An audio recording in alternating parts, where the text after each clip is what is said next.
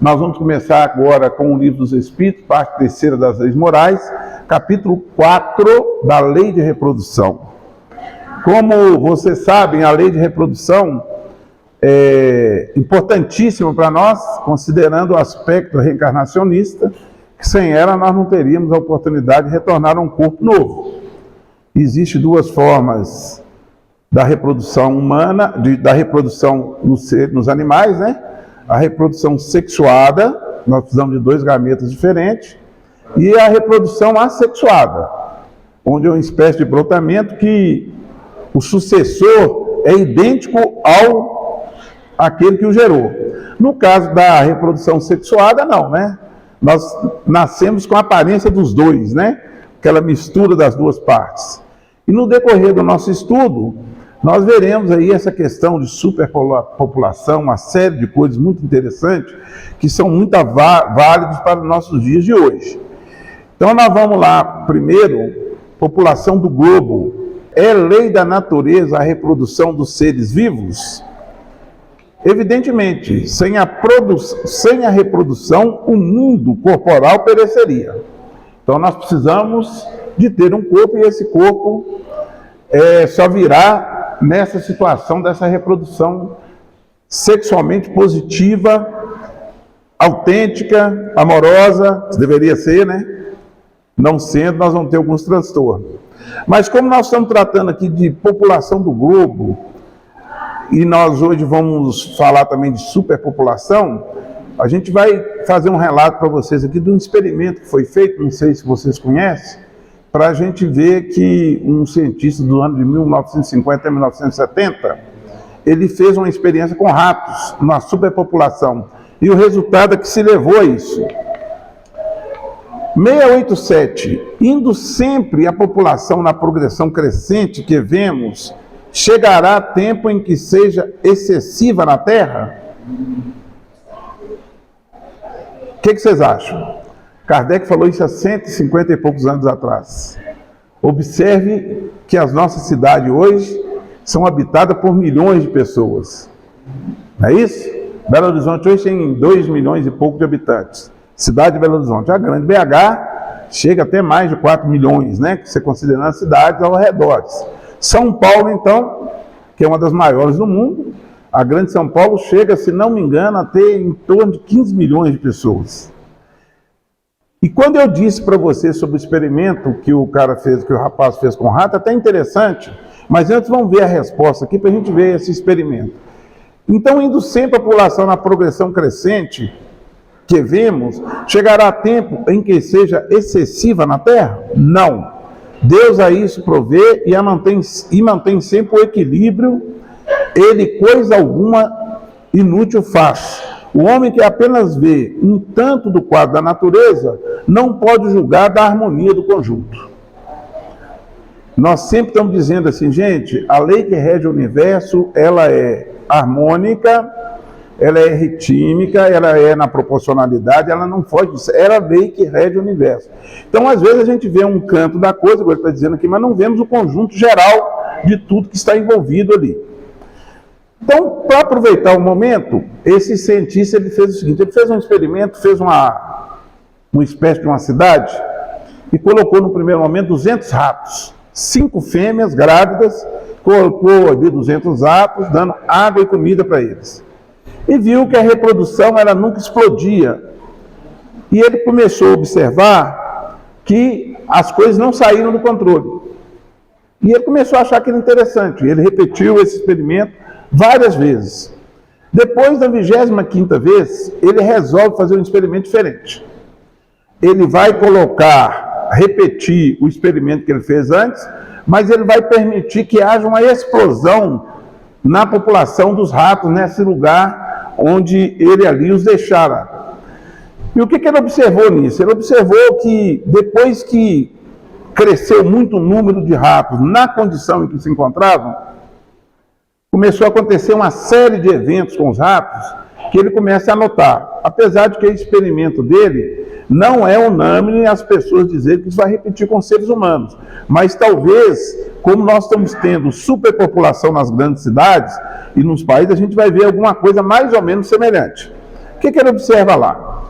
Ele observa que quando a população explode, um grande número, naquele espaço de tempo, determinados horários, os ratos iam para um determinado lugar para poder receber comida e água.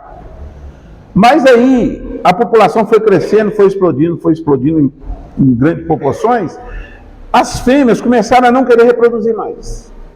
Começaram a não reproduzir mais, quando reproduziam não ligavam para os filhotes, e começou aquela grande confusão. Os machos também não queriam, de certa forma, reproduzir com as fêmeas, e começou aquela vale tudo para me salvar e deixa o outro para lá. Às vezes as fêmeas estavam com os filhotes, mas abandonavam eles no meio do caminho.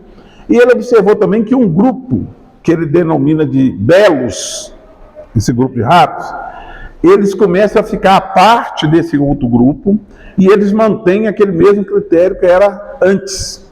Um grupo, segundo ele, é de 200 ratos, um macho, as fêmeas reproduzindo de forma controlada, e alguns outros machos que ficavam lá no meio, comendo, bebendo, brigando, mas ficavam ali naquele meio. Então, esse grupo ele denomina de belos, porque dentro daquela confusão, desarmonia que gerou a superpopulação dos outros, esse grupo sempre permaneceu ativo e sob controle.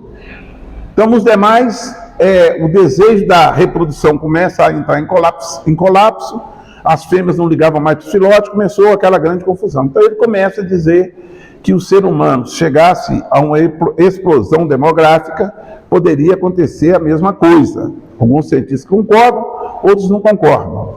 Mas o interessante da gente ver é que nas grandes cidades nós temos algo meio perturbador também nesse sentido.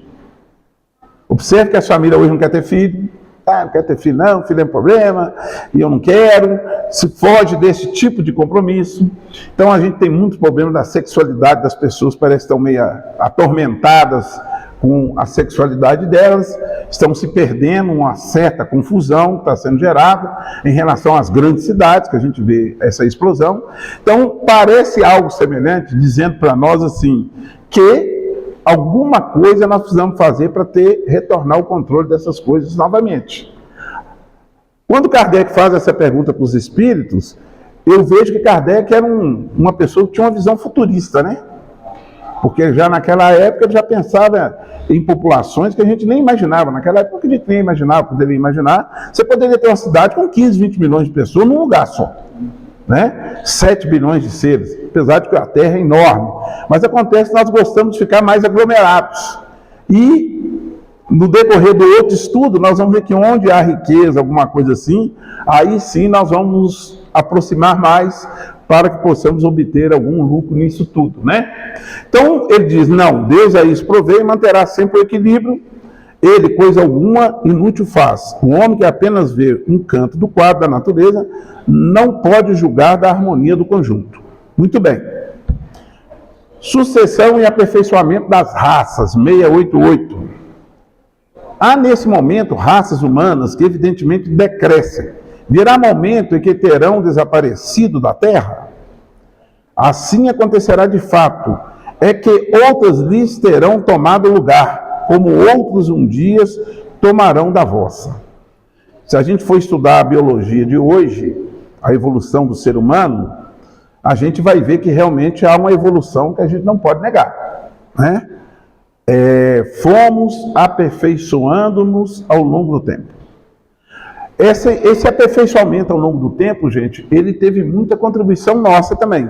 Porque quando a gente retorna lá na pergunta 132 sobre o objetivo da reencarnação, nós vamos virar os espíritos dizendo que Deus quis que nós, espíritos, participássemos do processo de expansão e evolução do universo.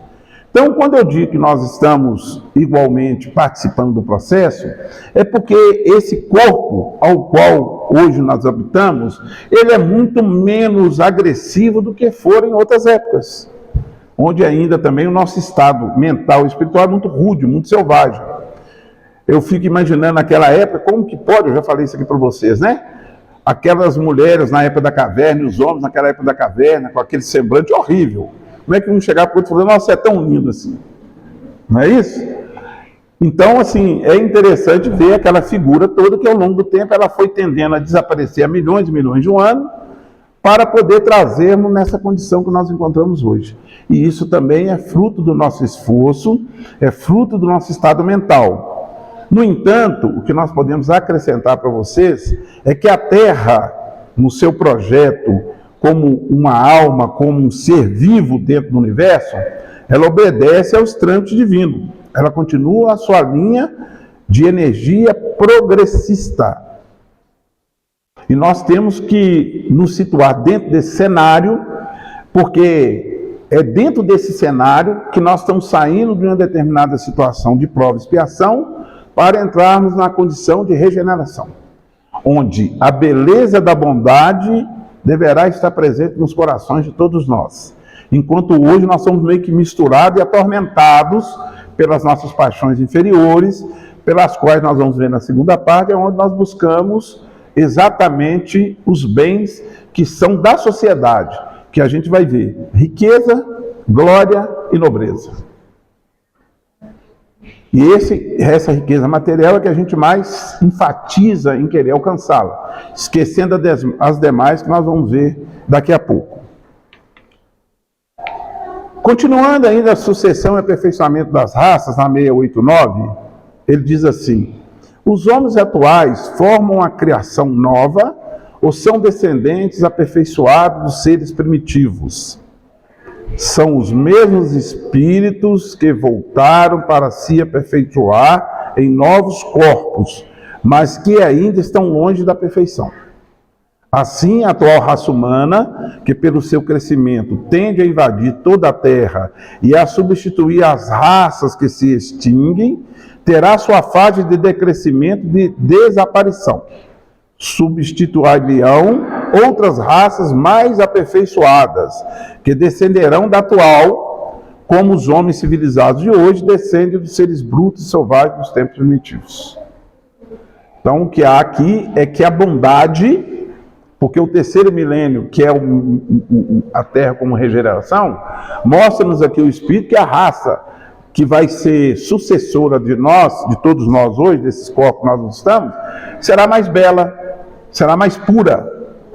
Mas isso só será possível que o Espírito continue nela se ele tiver as mesmas virtudes adequadas a se posicionar dentro desse cenário, né? Sabemos que tudo é energia, essa energia aos poucos ela vai se purificando, a Terra vem desenvolvendo esse projeto há milhões e milhões de anos e segue a sua trajetória. Tratemos nós de nos adaptar a ela, porque a Mãe Terra não vai ficar esperando a nossa boa vontade para que ela cumpra o projeto divino. Então não há de que se dizer do castigo de Deus a respeito daqueles que não estarão no mundo de regeneração. O que haverá é que esses espíritos, por se manterem fiéis aos bens da matéria e aos gozos dos bens corporais, não reunirão a condição mental apropriada para poder se alojar num corpo cuja energia é mais depurada. Ele não encontrará uma maneira que ele possa reencarnar num corpo desse, né? É a lei do progresso. Sendo assim, o que vai acontecer? Ele deverá ser levado para um local, um outro planeta apropriado à sua condição espiritual. Ok? Se vocês quiserem acrescentar alguma coisa, gente, fique à vontade, tá? Então, tudo que a gente está vendo em termos de raça, e a gente brigando aqui por negro, por preto, por amarelo, essa coisa toda, a concepção progressista é que todas elas se reunirão para poder ceder uma outra melhor do que todas essas que estão por aí. Todas elas foram originárias de situações dentro do cenário do planeta e segue o curso da evolução, queiramos ou não. Daqui a uns tempos seremos uma única raça e um único pastor. 690. Do ponto de vista físico, são de criação especiais os corpos da raça atual ou procedem dos corpos primitivos mediante reprodução? A origem das raças se perde na noite dos tempos. Como todas pertencem, porém, à grande família humana, qualquer que tenha sido o tronco de cada uma, elas puderam aliar-se entre si e produzir tipos novos. Então é aquilo que a gente disse, né? Essa briga toda que a gente está, porque é negro, porque é branco, porque é amarelo, porque é azul, a tendência do progresso é unificar tudo em uma coisa só. Daí o mundo se tornou pequeno para nós, por isso que isso é tão fácil hoje, né? Hoje a gente faz uma viagem daqui para o Japão em 20 horas, fazendo algumas escalas. Segundo o que a gente tem lido por aí, já tem projetos de algumas aeronaves que daqui a pouco farão esse trajeto em 12 horas, ou talvez até menos. Então imagine vocês. Quantos anos atrás demorava? Quanto tempo? Quando não tinha avião, era um ano, provavelmente de navio, que era a única maneira, né? Aí, quanto mais o tempo passa, as aeronaves ficam mais adequadas. De navio, é daí, porque daqui em Portugal era 3, 4 meses. Daí para frente, imagine. Hoje a gente vai com 9, 10 horas. Então já tem projetos de aeronaves que vão fazer esse percurso mais rápido ainda e mais confortável, segundo o que se tem notícias por aí. Então nós já estamos atingindo uma condição de um intelecto, desenvolvimento de tecnologia muito grande. E, infelizmente, ainda estamos demorando nosso projeto espiritual. Nosso projeto moral ainda está muito atrasado. Aí nós vamos ter que mudar essa nossa disposição para que nós possamos aproveitar melhor as condições com que o nosso intelecto, a nossa inteligência está nos levando, né? Porque seremos cobrados, do mais intelectualizado ficamos, mais cobrados seremos das nossas ações do dia a dia. Continuando, na 691, qual do ponto de vista físico o caráter distintivo e dominantes das raças primitivas? Desenvolvimento da força bruta à custa da força intelectual. Gente, antigamente nosso corpo era brutalhado, é isso que ele está perguntando. Era para fazer força, tudo era arrastado pelo braço, tudo era feito através da força bruta. À medida que a nossa inteligência hoje está aqui, ó, agora dá-se o contrário, o homem faz mais pela inteligência do que pelo corpo físico. Era mais pesada, né? Era até mais leve, mas não existia outro meio de transporte que não seja pelo músculo do homem ou do cavalo, ou de outro animal. Hoje nós temos equipamento e máquinas que levantam toneladas e toneladas sem que o homem precise fazer força. Eu sou da época, talvez os demais aí da minha idade, que a gente ainda é meio jovem, vão lembrar que as mulheres não tinham condição de dirigir um caminhão-ônibus. Por que as mulheres não tinham condição de dirigir um caminhão-ônibus? Porque é aquilo que nós chamamos de queixo duro. Né? A direção e aquela embreagem, principalmente daquelas caixas chamadas secas, para você passar até a marcha naquilo ali, era a base da força. Então os motoristas de caminhões de ônibus, cada cara parecia que estava na academia. Tinha uma caixa torácica desse tamanho. Então para você virar um volante daquele não era brincadeira. Para você passar uma marcha não era fácil. Para você pisar um freio, você precisava de força bruta. Hoje as carretas quase que andam sozinhas pelas estradas. Tudo automatizado, climatizado. Então vocês veem que a inteligência ela traz o progresso. Então as mulheres hoje fazem parte desse processo, porque você não precisa de força bruta, você precisa mais do intelecto e prestar atenção. Não é isso? Então o desenvolvimento da força bruta à custa do intelectual. Então nós saímos dessa condição abrutalhada, viemos mais para o uso do intelecto. Agora dá-se o contrário, o homem faz mais pela inteligência do que pela força do corpo, todavia faz 100 vezes mais, porque soube tirar proveito das forças da natureza, o que não consegue os animais. E com relação a isso, nós vamos ver agora no capítulo do Evangelho, sobre a questão dos bens. Nós vamos ter que entrar um pouco nesse cenário, porque quando a gente está falando de tormentas voluntárias, nós precisamos falar sobre essas aquisições de valores que a gente precisa ter e no foco que nós precisamos ter sobre quais bens que nós precisamos conquistar e manter mais conosco, tá, gente? Ok? Vamos parar nessa 691.